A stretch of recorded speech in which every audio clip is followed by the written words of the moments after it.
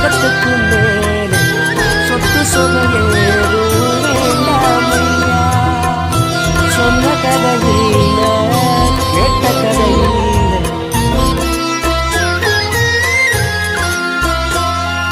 பிணியாவும் தீர்க்கும் சாயி பாபா, பிழையாவும் நீக்கும் சாயி பாபா, கனிவோடு பார்க்கும் சாயி பாபா, கருணாகரனே சாயி பாபா.